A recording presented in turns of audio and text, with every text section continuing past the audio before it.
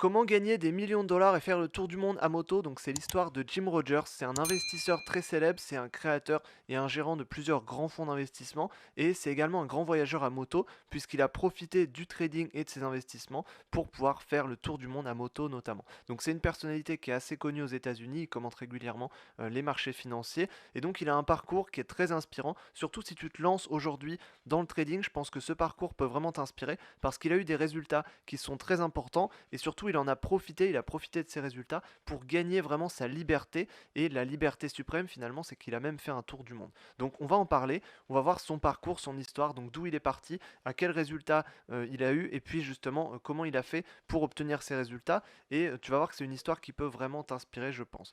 Donc simplement il vient d'un milieu qui est assez classique finalement de la classe moyenne, il est né en 1942 à Baltimore aux États-Unis et dès son plus jeune âge il commence à lancer des petits business. Il va notamment vendre des cacahuètes, il va ramasser des bouteilles dans les stades. Donc c'est des petits business qu'on peut faire quand on est enfant ou ado. Aux États-Unis, ça se fait beaucoup et c'est des petits business qu'on peut faire assez facilement. Donc il avait déjà un aspect business en lui, un aspect entrepreneur finalement et donc il commençait simplement à faire des petits boulots comme ça. Et puis ensuite, il va faire des études, donc il va aller à l'université de Yale, il va obtenir un diplôme d'histoire, donc rien à voir avec la finance et avec le trading.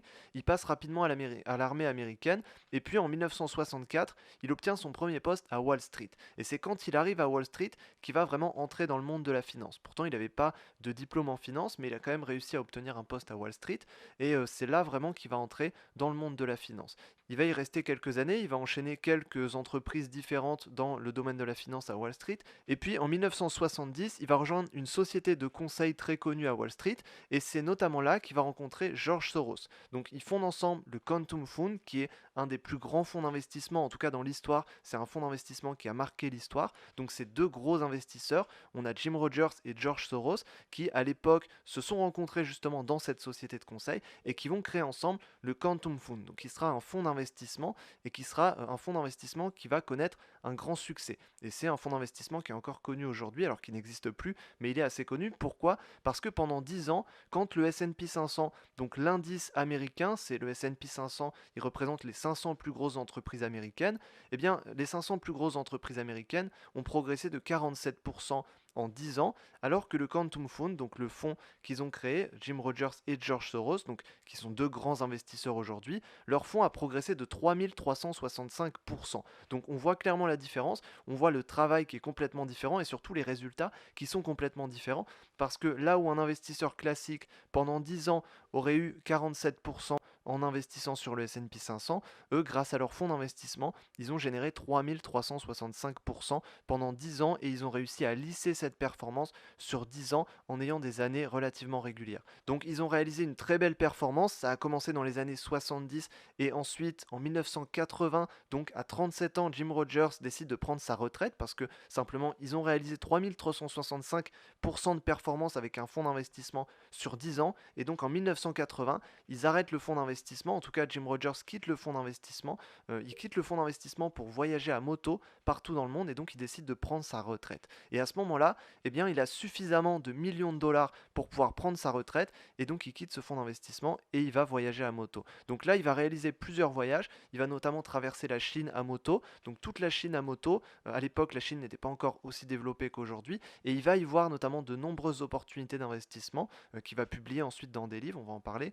Et puis il va notamment faire le tour du monde à moto, donc il va parcourir toute la Terre entière à moto pour découvrir les différentes opportunités d'investissement dans chaque pays. Voilà, il analyse les possibilités d'investissement dans chaque pays et il se spécifie sur certains marchés en particulier. Et donc voilà, c'est un fan de liberté, donc il va faire le tour du monde à moto et je trouve ça vraiment hyper inspirant en tout cas comme parcours. Ensuite, donc il parcourt 160 000 km sur 6 continents en motocyclette, donc en moto. Il établit un record dans le Guinness World des records. Donc le Guinness World des records, c'est un livre qui regroupe plein de records différents et donc il a son nom dans le Guinness World des records puisqu'il a parcouru 160 000 km sur 6 continents en moto. Il en a profité pour écrire différents livres, donc différents livres sur l'investissement, sur la liberté et sur en général les opportunités d'investissement dans différents pays, sur les motos également.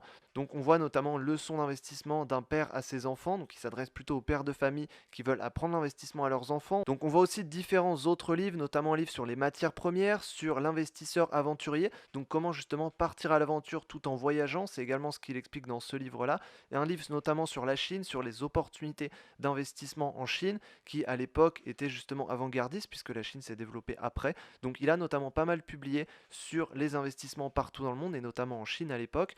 Et puis il a également créé l'indice Rogers International Commodity Index. Alors simplement, c'est un indice qui reflète l'activité des matières premières, parce que c'est un grand fan des matières premières, il traite beaucoup les matières premières, et il est notamment régulièrement interviewé dans les plus grands médias américains pour parler des matières premières, et donc il a créé un indice sur les matières premières qui va refléter l'activité, on pourra en reparler notamment dans d'autres vidéos, pourquoi pas.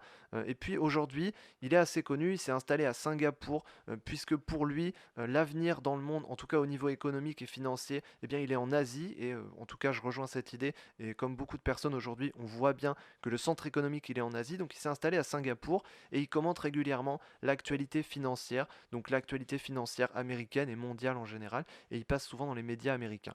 Donc c'est une histoire qui est vraiment inspirante je trouve, puisqu'il a eu une première partie où il a commencé à Wall Street en faisant des petits boulots dans des sociétés de conseil, des sociétés en finance, puis il a créé son propre fonds d'investissement avec un collègue à lui, finalement à l'époque c'était pas encore un gros investisseur, donc à deux ils ont créé leur propre fonds d'investissement, et puis ensuite avec ce fonds d'investissement ils ont réalisé des très belles performances qui lui a permis de prendre sa retraite à 37 ans pour aller parcourir la terre entière à moto, et pour ensuite finalement continuer sur les marchés financiers, mais continuer vraiment plus par passion que par besoin d'argent finalement, et ça c'est hyper intéressant. Donc il a un parcours qui est hyper intéressant et hyper inspirant en tout cas, donc j'espère que ça t'a inspiré, que cette vidéo t'inspire à avoir ce genre de parcours, en tout cas ton propre parcours, mais qui corresponde vraiment à ce que tu as envie de faire. Si tu as envie de gagner ta liberté financière grâce au marché financier, eh bien finalement c'est possible. La preuve, lui a réussi à le faire en gagnant des dizaines de millions de dollars, même plus, et en faisant le tour du monde à moto. Tu peux le faire en ayant des résultats supérieurs à ça, tu peux le faire en ayant